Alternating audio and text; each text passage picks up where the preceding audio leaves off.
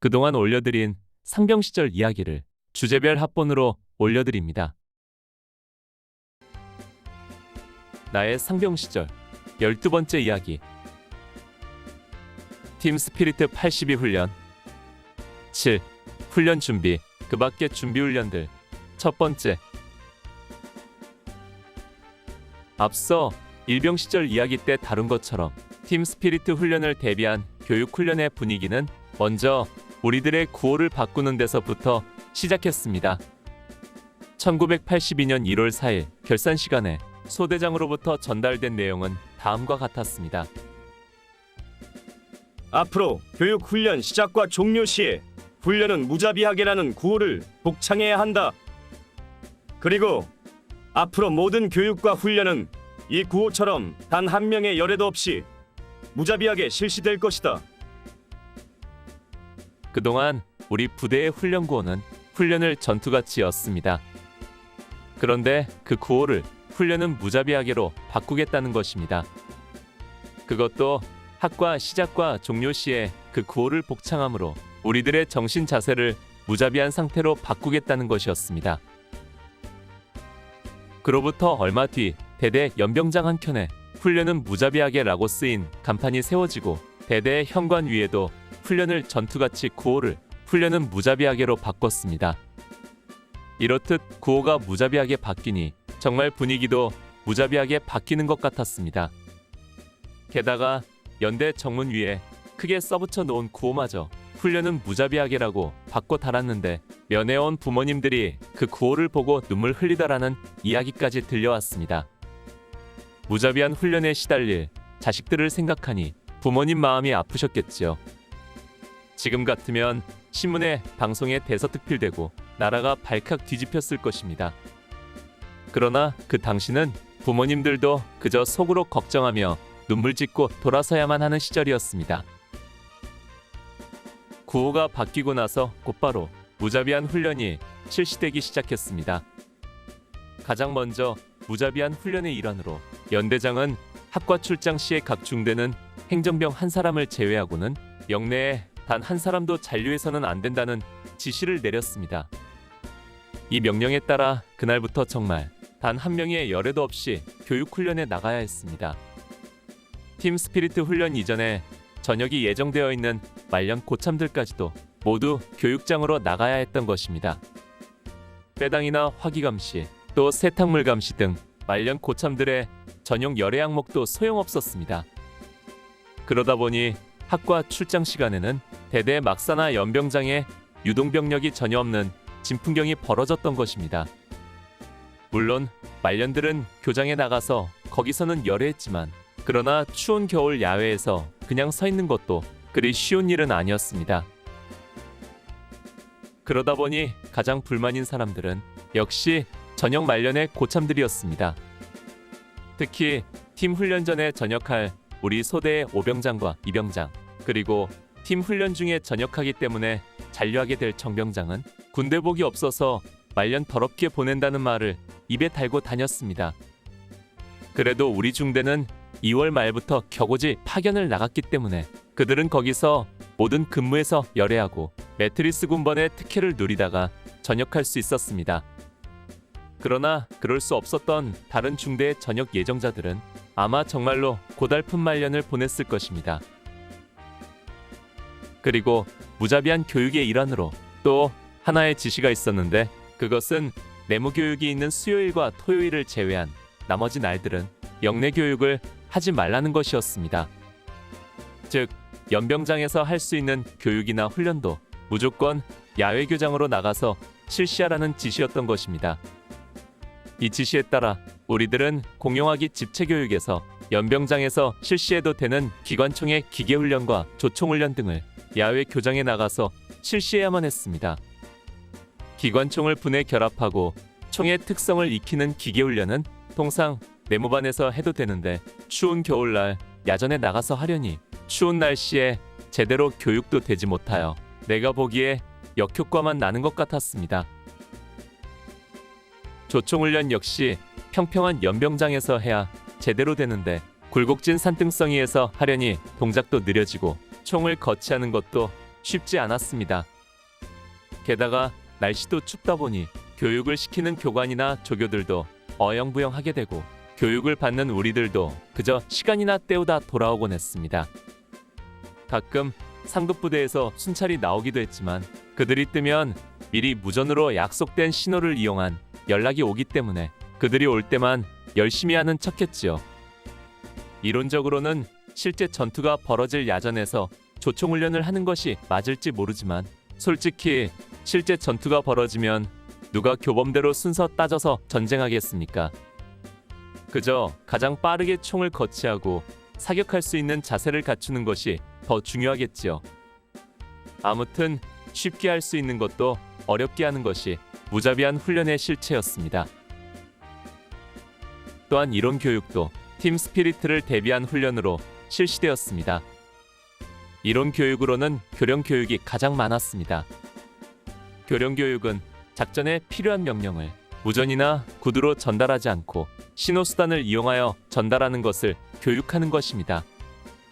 주로 주간에는 수기를 이용하여 신호를 하고 야간에는 후레쉬를 이용하여 약속된 신호를 보내는데 이것을 숙지하는 것입니다. 이 교령 신호는 모든 병사들에게 정확한 명령을 한 번에 전달할 수 있기 때문에 작전 수행에서 매우 중요한 것이었습니다. 그러기 때문인지 아마 수십 번 이상 교령 교육을 반복하여 실시했을 것입니다. 이 밖에 이론 교육으로는 각 상황에 따른 전술적 대처에 대한 것들이었습니다. 집결지 행동과 적 기습에 대한 대응 방법, 남한강 도하와 공격간 보전합동작전, 도로장애물과 항공기 출현 등 상황에 따른 대처 방법 등을 정훈 시간과 지휘관 시간을 통해 교육을 실시했습니다. 또 팀 스피리트 훈련을 위한 훈련 수칙도 하달되어 암기하도록 했습니다. 이때 하달된 훈련 수칙은 다음과 같습니다. 하나, 우리는 기회 있을 때마다 적을 공격한다. 둘, 출동 장비는 항상 최상의 상태를 유지한다. 셋, 소총은 항상 휴대하고 경계를 철저히 한다. 넷, 우리는 틈만 있으면 홀을 판다. 다섯, 야간에는 불빛, 소리를 내지 않는다. 여섯, 암구호를 숙지한다. 이 같은 훈련 수칙도 정작 본 훈련에 나가서는 별 필요 없었지만 훈련을 준비하는 과정에서는 우리를 긴장시키기에 충분한 것들이었습니다. 나의 상병 시절 13번째 이야기. 팀 스피리트 82 훈련. 8. 훈련 준비, 그 밖의 준비 훈련들. 두 번째. 팀 스피리트 82 훈련을 대비한 훈련 중에는 특별한 훈련도 있었습니다. 바로 단정 탑승 훈련입니다. 단정은 공기 튜브로 된 보트를 말합니다. 작전 중에 강물을 만나 도하할 필요가 있을 때 가장 신속하게 이동할 수 있는 방법이 단정을 이용하는 것입니다. 바로 단정 훈련은 팀 스피리트 훈련의 하이라이트라 할 수 있는 도하 작전을 대비한 훈련이었습니다. 도하 작전에는 단정을 이용한 도하와 부교를 이용한 도하가 있는데 처음에 우리 대대는 단정 도하를 염두에 두고 훈련을 시작했습니다. 처음에 단정 탑승 훈련은 연병장에 단정 모양을 그려놓고 시작했습니다. 각 중대별로 단정 모양을 한 개씩 대충 그려놓고 단정 탑승 전 사주 경계와 탑승 후 행동, 그리고 노예 사용법 등을 배웠습니다. 노예 사용법 역시 군대식으로 노 차렷, 노 쉬어, 노 들어, 노 저어 등 명령에 따라 노를 운용하고 젓는 연습을 했습니다. 노는 어디서 구해왔는데 단정은 구할 수 없었던 것 같습니다. 그런데 이렇듯 연병장에 줄로 단정 모양만 그려놓고 훈련을 하려니 제대로 훈련이 될 수 없었습니다. 단정 탑승은 앉아서 하는 것인데 서서 연습을 하니 모든 것이 어설프고 교육 효과도 없었던 것입니다. 교육을 받는 우리들도 실감이 나지 않고 그저 무슨 놀이하는 기분이었습니다. 이에 대대에서 짜낸 묘안이 연병장의 단정 모형을 만드는 것이었습니다. 1982년 1월 19일 대대로부터 연병장에 각 중대별로 한 개씩 단정 모형을 만들라는 지시가 내려왔습니다. 그런데 그 단정 모형을 다른 것이 아니라 돌과 흙을 파다가 쌓아 만들라는 것이 문제였습니다. 우리들은 어이가 없었고 불평이 쏟아졌습니다. 그렇지 않아도 팀 훈련을 대비하여 연일 행군의 전술 훈련 등으로 정신없이 돌아가는데 한겨울에 얼어붙은 땅을 파고 돌을 주워오는 것이 쉬운 문제가 아니었기 때문입니다. 그러나 명령이 떨어진 이상 우리는 그 명령을 수행을 해야 했습니다. 먼저 연병장 바닥에 단정 모양의 그림을 그리고 그 그림에 맞춰 돌과 흙을 가지고 단정 모양을 만들어가는 것입니다. 우리는 가장 혹한의 날씨 속에 흙을 퍼오고 돌을 주워다 단정 모형을 축조하기 시작했습니다. 흙과 돌을 운반할 차량은커녕 리어카도 한 대 없는 것이 당시 우리의 현실이었습니다. 그저 2인 1조가 되어 단가의 흙과 돌을 퍼날라야만 했습니다. 10여 명 이상이 앉을 수 있는 단정 모형을 만들기 위해 정말 개미역사 같은 작업을 했습니다. 그 작업에만 매달릴 수 없기 때문에 주로 휴식 시간과 수요일, 토요일 등 내무 교육이 있는 날에 틈틈이 할 수밖에 없었습니다. 그러다 보니 이 같은 단정 모형 작업은 2월 중순까지 거의 한 달 가까이 계속되었습니다. 단정 모형 작업이 어느 정도 완성되자 2월 15일에 다시 단정 탑승 훈련을 실시했습니다. 그런데 며칠이 못 되어 그동안 우리가 헛고생을 했다는 것이 알려졌습니다. 우리 부대는 단정 도하가 아니라 부교를 이용하여 도보로 도하한다는 것이 알려졌기 때문입니다. 결국 지휘부에서는 작전 계획조차 제대로 파악하지 못하고 우리들을 헛고생시킨 상황이 된 것입니다. 어디서부터 잘못되었는지 몰라도 우리는 한 달 가까이 쓸데없는 일에 힘과 시간을 빼앗긴 것입니다. 일이 이렇게 되자 우리는 허탈했고 불평이 쏟아졌습니다. 훈련도 훈련이지만 그동안 피땀 흘리며 만들어 놓은 단정 모형은 또 뭐란 말인가? 사실 단정 탑승 훈련은 굳이 단정 모형을 만들어 놓고 훈련할 필요도 없었습니다. 연병장에서 그냥 하던지 그것이 미흡하면 야전에 나가 적당한 지형을 이용하여 해도 될 일이었습니다. 그렇게 어려운 훈련도 아니고 많이 해야 할 훈련도 아니었습니다.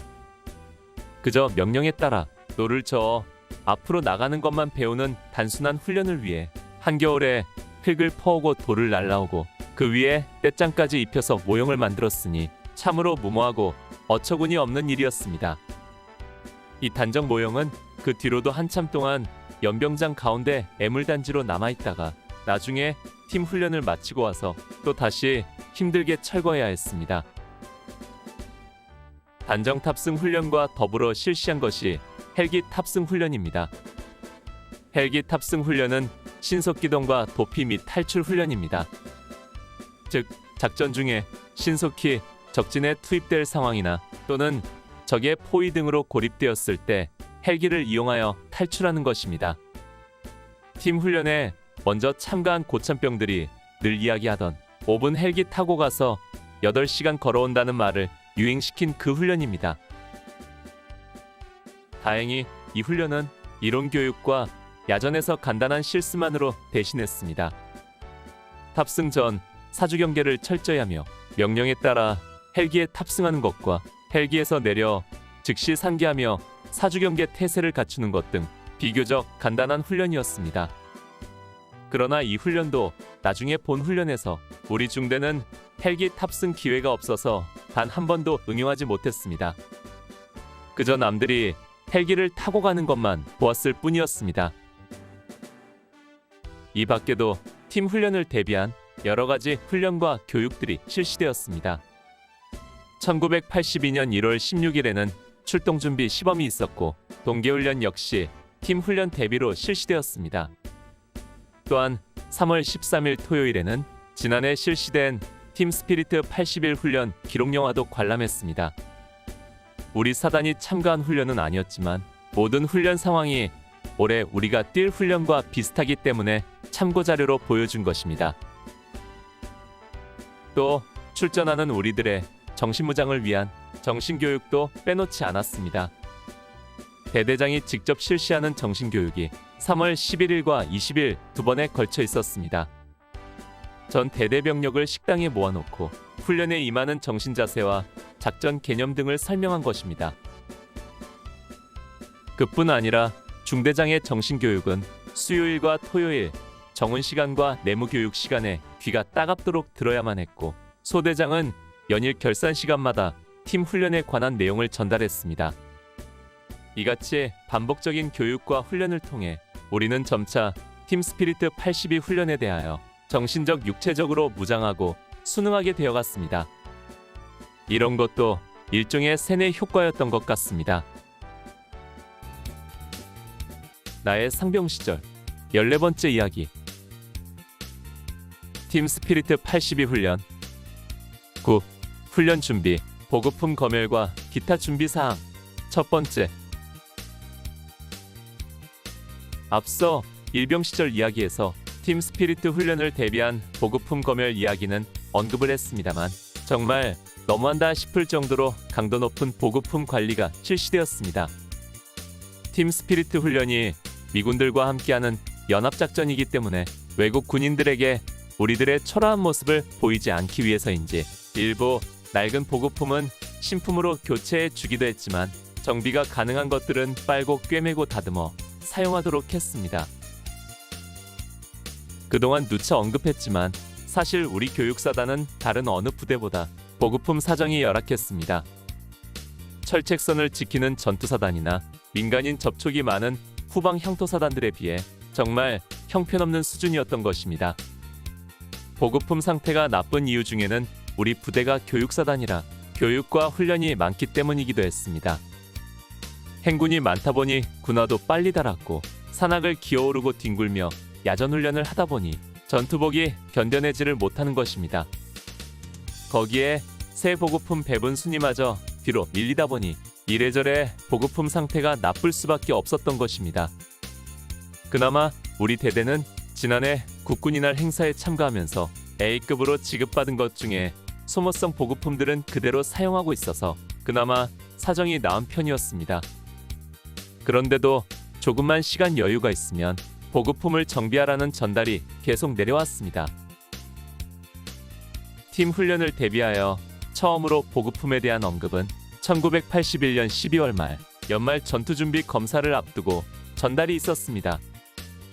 이때 연말 검열은 연대장이 직접 실시한다고 했고, 이로 인해 부대가 발칵 뒤집힐 정도로 뻑적지근하게 준비를 했습니다.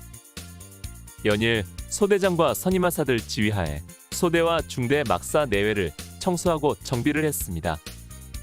인사계는 눈에 불을 켜고 다니며 우리들을 닥달했고, 조금만 소홀한 것이 보이면 가차없이 현찰박치기가 들어왔습니다. 그리고 중대장의 예비검열과 대대장의 예비검열이 이어졌습니다. 이렇듯 검열 준비를 하던 12월 29일 인사계로부터 지시가 내려왔습니다. 팀 스피리트 훈련을 대비하여 각 개인에게 지급된 보급품들의 수량 및 상태를 파악하고 FM대로 상태를 유지토록 해라. 만약 손망실된 보급품이 있으면 각자 개인 변상토록 하겠다. 알겠나? 이때부터 우리들 각자는 자기 보급품에 대하여 부쩍 신경을 쓰기 시작했습니다.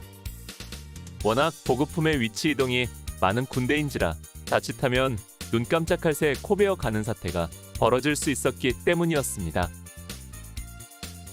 그러다가 1982년 1월 22일 제179회 보급경제 확인 감독의 날은 대대적인 보급품 검열이 있었습니다.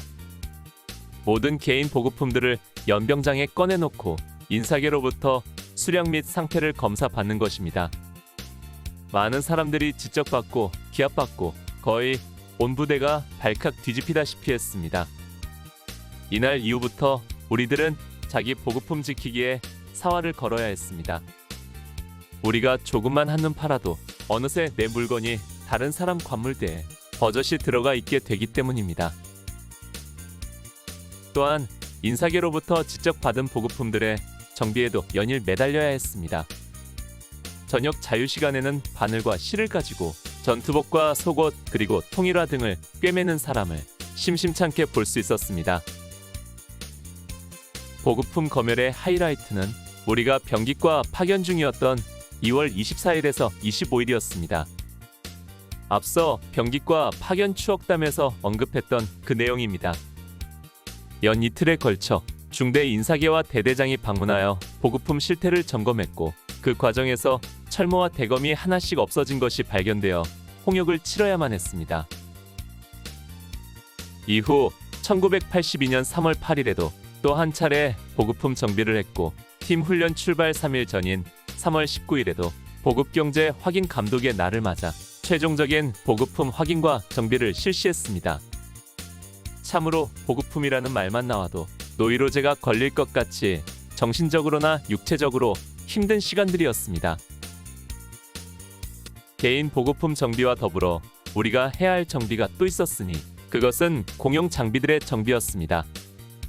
사실 우리 같은 소총 중대에는 훈련 중에 사용할 공용 장비는 그리 많지 않았습니다. 우리가 주로 해야 할 것은 위장망 보수였습니다. 우리 화기소대에는 60mm 박격포가 위장망을 사용했는데 이것을 새롭게 정비하는 것입니다. 위장망은 그물 같은 망에 녹색이나 국방색 계열의 천 조각들을 오려 실로 꿰매 붙여서 만드는데 이것이 오래되어 낡고 너덜거리는 것을 정비하는 것입니다. 먼저 기존의 헌 조각들을 깨끗이 제거하고 중대 창고에서 헌 판초 오일을 갖다가 그걸 오려서 그 조각들을 다시 붙이는 작업을 했습니다. 공용화기 중에 가장 작은 편에 속하는 60mm 박격포지만 그 위장망은 생각보다 컸습니다. 1982년 1월 10일 일요일 오후에 온 소대원들이 달려들어 위장망 보수 작업을 하는데 이 일이 늦어져 밤늦게까지 이어졌습니다. 그런데 이렇게 고생하면서 위장망을 만들었는데 다음날 중대장으로부터 퇴짜를 맞았습니다. 우리가 오려 붙인 천조각 모양이 너무 단순하고 엉성하다는 것이었지요. 너무 무성의하게 만들었다는 지적과 함께 다시 재작업을 하라고 지시했습니다. 우리는 또다시 그것들을 다 떼어내고 새롭게 문양을 오려서 꿰매 붙이는 작업을 해야 했습니다. 1월 13일에는 우리 중대가 사단 휴양소에 입소했는데 거기까지 들고 가서 바느질을 계속해야 했습니다. 그러나 피말리는 진짜 위장망 작업은 따로 있었습니다. 나의 상병 시절 15번째 이야기. 팀 스피리트 82 훈련 10. 훈련 준비 보급품 검열과 기타 준비 사항 2. 팀 스피리트 훈련을 앞두고 여러 가지 준비 사항 중에서 전술훈련을 빼고 대규모 병력이 가장 많이 동원된 작업은 바로 위장망 작업이었습니다. 바로 각 중대와 대대 CP에 사용할 위장망을 정비하는 것입니다.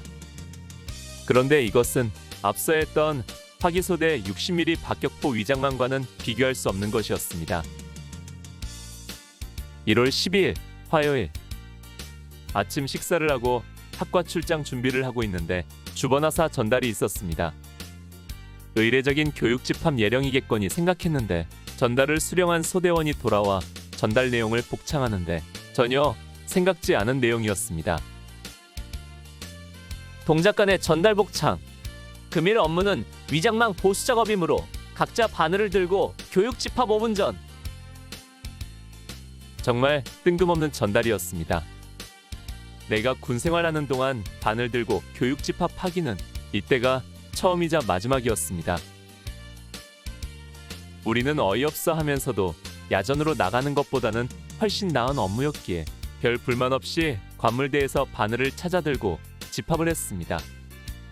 연병장에 나가보니 이미 연병장에는 각 중대 위장망과 대대 위장망이 펼쳐져 있었습니다. 중대 CP 위장망도 생각보다 컸지만 대대 CP용 위장망은 그 크기가 만만치 않아서 웬만한 마당 크기보다 더 넓었습니다. 전 대대 병력이 연병장에 몰려나와 각 중대의 위장망을 보수했고 일부 병력들을 차출하여 대대 위장망 보수 작업을 시작했습니다. 우리들은 위장망을 연병장에 펼쳐놓고 각자 자리를 잡고서 작은 바늘을 손에 들고 기존의 헌 조각을 떼어내고 새로운 천 조각들을 위장 그물에 꿰매 붙이는 작업을 했습니다. 500여 명의 군인이 연병장에서 바느질하는 이런 광경은 흔히 볼 수 없는 진풍경이었습니다. 이 일은 그날 종일 계속되었고 그 다음 날까지 일부 병력이 사역병으로 차출되어 마무리해야 했습니다. 이 밖에도 팀 스피리트 훈련을 앞두고 여러 가지 통제도 실시되었습니다. 1982년 2월 3일부터는 군사기밀 강화 조치의 일환으로 영내 및 교육 훈련 사진 촬영이 전면 금지되었습니다. 물론 평소에도 사진 촬영을 마음대로 할 수 있었던 것은 아니었습니다. 부대 막사나 총기류 등이 노출되는 사진은 발각되면 압수 조치되고 심하면 조사까지도 받아야 한다고 배웠기 때문에 우리들은 늘 조심을 해야 했습니다. 그래도 가끔 연대사진병이 순회하며 사진을 찍어줬고 우리 소대 선임하사에게 작은 카메라가 있어서 가끔 추억이 담긴 사진을 찍곤 했는데 그나마도 못하게 된 것입니다. 그러나 이 조치도 우리가 나중에 본 훈련에 나갔을 때는 일일이 통제할 수 없었기에 훈련 중에는 사진을 찍을 수 있었다는 것이 그나마 다행이었습니다. 사진 촬영 금지와 더불어 강화된 것이 보안검열이었습니다. 특히 강조되는 것이 서신검열과 통신검열이었습니다. 서신검열이 강화되어 부대를 통해 보내는 군사우편 편지는 100% 개봉 검열된다고 했습니다. 그래서 편지를 보낼 때 겉봉을 봉하지 않고 그대로 제출토록 했습니다. 특히 부대 주변 가게집 등을 통해 보내는 사신은 적발 즉시 군법 회부라는 중징계가 내려질 것이라는 전달이었습니다. 통신검열은 요즘처럼 전화 사정이 좋은 시절이 아니어서 우리가 크게 신경 쓸 것은 없었으나 간혹 가게집 등을 통해 고향집이나 애인에게 전화하는 경우가 있었습니다. 나도 군 생활하는 동안 2번 정도 고향에 전화를 했었는데 당시는 교환원을 통해 전화를 연결할 때여서 전화를 신청하고 보통 4시간 정도 기다려야만 통화할 수 있었습니다. 이러다 보니 웬만한 경우가 아니면 가게집을 이용한 전화는 쉽게 할 수 없었습니다.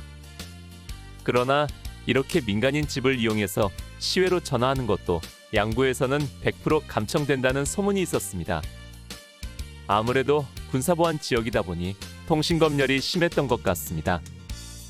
그런 상황에서 중요한 팀 스피리트 훈련을 앞두고 전화하다가 적발되면 역시 입참 조치하겠다는 것이었습니다.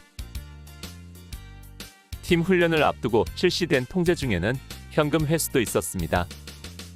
이 조치는 훈련 출발 3일 전인 3월 19일 실시되었는데 훈련 기간 동안 민간인 가게의 출입을 금지하기 위해 우리들에게 현금을 소지하지 못하도록 하겠다는 조치였습니다.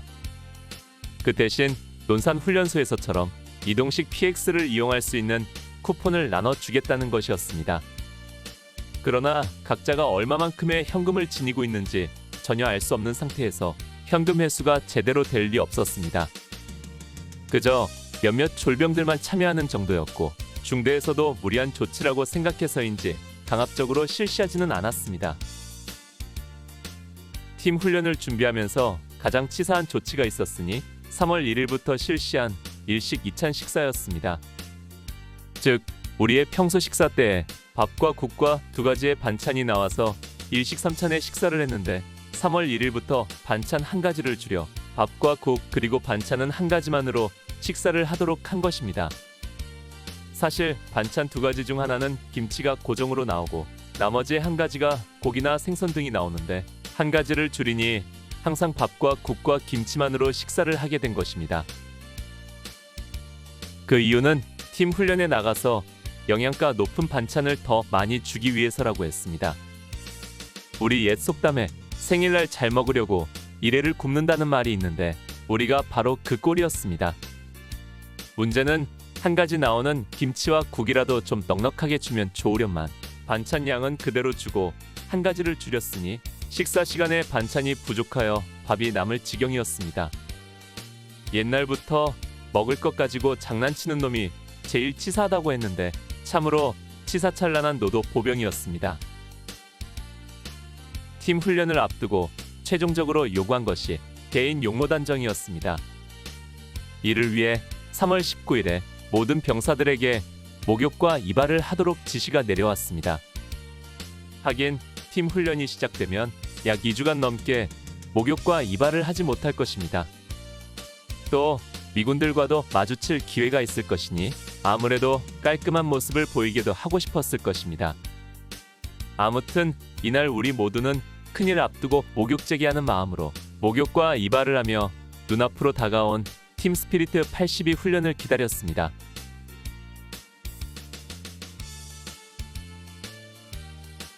오늘 추억 여행에 함께 해주셔서 감사합니다.